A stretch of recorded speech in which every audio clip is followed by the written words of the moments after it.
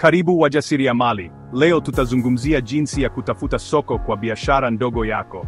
Kwa biashara kama yako, kila shilingi na kila mteja ni muhimu.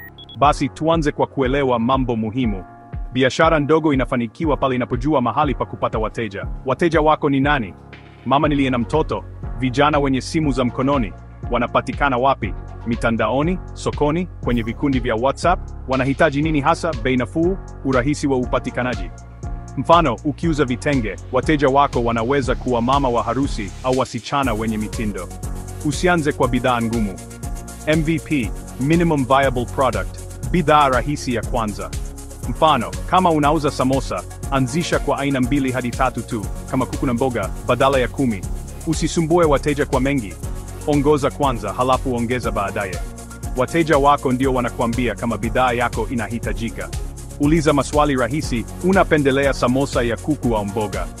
Sikiliza kwa makini, kama wanasema bei ni ghali, fanya kazi juu ya bei. Rudia na bora, badilisha kwa kufuata maoni ya wateja wako. Kwa nini wateja wanunue kwako wala si mwingine? USP, unique maalum unachotoa.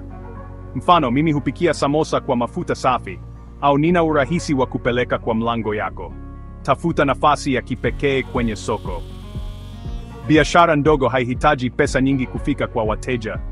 WhatsApp, piga picha ya bidhaa zako, tuma kwa vikundi vya jamii. Facebook, Instagram, weka post rahisi: leo nina offer ya samosa 2 kwa shilingi 500. SMS, tuma ujumbe kwa wateja wako wa mara kwa mara. Unaweza kujua kama bidhaa yako inakubalika kwa wateja, wanarudi tena. Unauza kila siku bila shida. Watu wanauliza zaidi: una aina gani nyingine? Unaweza kuongeza bei kidogo bila kupoteza wateja. Biashara ndogo zilizo na mafanikio zote zilianza kidogo. Sisimua wateja wako kwa bidhaa bora. Sikiliza na kuboresha kila siku. Usiache kujifunza. Kumbuka, soko liko, unahitaji kuwa mwangalifu na mstahimili. Kama umepata kitu muhimu, share kwa mwenzako mjasiriamali, like na subscribe kwa mafunzo zaidi.